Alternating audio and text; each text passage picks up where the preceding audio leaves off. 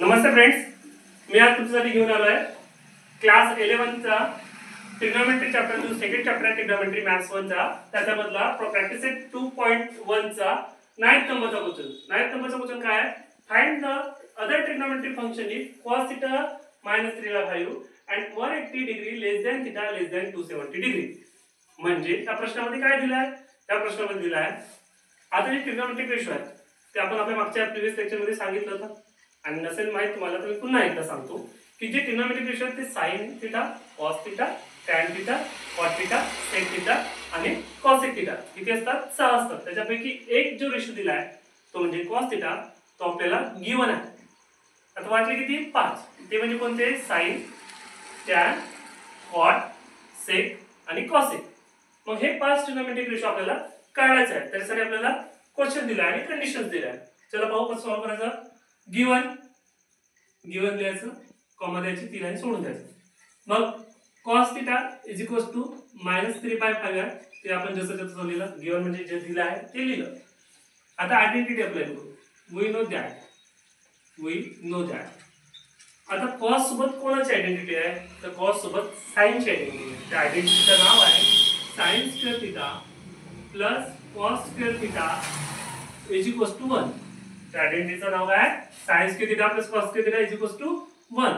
तर sin² θ जसंच्या तसं, कारण sin आपण फाइंड आउट करत आहोत, प्लस cos² θ ची व्हॅल्यू आपल्याला माहित आहे -3/5 आहे. मग त्याला इथं प्लस आहे इथं मायनस आहे म्हणजे -3/5 ला ब्रॅकेट टाकायचं आणि डोक्यात स्क्वेअर आहे म्हणून स्क्वेअर करायचं. इज 1 दिला आहे म्हणून 1 लिहायचं. sin² θ जसंच्या तसं प्लस 3 चा स्क्वेअर होते 9 आणि 5 चा स्क्वेअर होते 25 इज 1 लिहायचं. sin² θ जसंच्या तसं लिहायचं आणि 1 हे 9/25 इक्वलच्या इकडे प्लस आहे त्याला आपण तिकडे घेऊन जाऊ तर ते मायनस होतील तर -9/25 होते. मग क्रॉस केलं 125 जा 1 125 जा 25 25 - 9 125. त्याच्यावर आपण सबट्रॅक्ट केलं तर sin² θ ची व्हॅल्यू आली 16/25.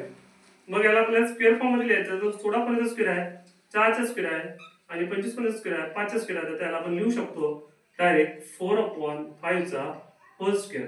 पण आपल्याला sin ची व्हॅल्यू काय फाइंड आउट करायची आहे म्हणून आपण taking square root two both side करणार आहोत. काय करणार आहोत आपण? Taking square root two both side. आता स्क्वेअर रूट काय करते? स्क्वेअर रूटचं कामच आहे. काय काम आहे? स्क्वेअरला कॅन्सल करणे. तर स्क्वेअरला कॅन्सल करेल तर sin θ चा उत्तर येईल ±4/5. आता तुम्ही मला ±4/5 का बरं आलं? तर निगेटिव्हचे स्क्वेअर सुद्धा पॉझिटिव्ह होते आणि पॉझिटिव्हचे स्क्वेअर सुद्धा पॉझिटिव्ह होते. त्याचं उत्तर 2 राहू शकतात. एक तर +4/5 राहू शकते नाहीतर एक तर -4/5 राहू शकते. अशापैकी आपल्याला +4/5 घ्यायचं की -4/5 घ्यायचं हे कोण डिसाइड करेल? तर त्यासाठी आपल्याला क्वेश्चन मध्ये कंडिशन दिली आहे. ती कंडिशन कोणती दिली आहे? ती 180 degree less than θ less than 270 पाहिजे. 180 degree less than θ less than 270 degree पाहिजे. आपण सिन्स करून क्वेश्चन मधली कंडिशन घेऊ. 180 degree less than θ less than 270 degree. चला पुन्हा एकदा आपण क्वाड्रंट कडे जाऊ. फर्स्ट क्वाड्रंट मध्ये ऑल पॉझिटिव्ह राहते, सेकंड क्वाड्रंट मध्ये साइन पॉझिटिव्ह राहते आणि थर्ड क्वाड्रंट मध्ये टॅन पॉझिटिव्ह राहते. टॅन पॉझिटिव्ह राहते हा कोण आहे? साइन आहे. म्हणजे थर्ड क्वाड्रंट मध्ये टॅन पॉझिटिव्ह राहते. टॅनचा जो रेसिप्रोकल आहे तो कॉट आहे. टॅन पॉझिटिव्ह राहील म्हणजे कॉट पॉझिटिव्ह राहील. मग आता त्याच्यामध्ये राहिले 4 कोण? एक साइन, कॉस आणि त्याचे 2 रेसिप्रोकल सेक आणि कॉसेक. तर आपण जो सॉल्व करतो तो sin θ. sin θ कसा राहील? θ लाइज इन कोणत्या क्वाड्रंटमध्ये लाइज इन θ? हा 0 ते 90 राहते, हा 90 ते 180 राहते आणि हा 180 ते 270 म्हणजे θ कोणत्या क्वाड्रंटमध्ये लाइज होईल? थर्ड क्वाड्रंटमध्ये लाइज होईल. तर θ लाइज इन थर्ड क्वाड्रंट. θ क्वाड्रंटमध्ये कोणत्या क्वाड्रंटमध्ये लाइज होणार आहे? थर्ड क्वाड्रंटमध्ये लाइज होणार आहे. त्याच्यामुळे थर्ड क्वाड्रंटमध्ये कोण पॉझिटिव्ह राहते? टॅन पॉझिटिव्ह राहते आणि हा काय आहे? साइन.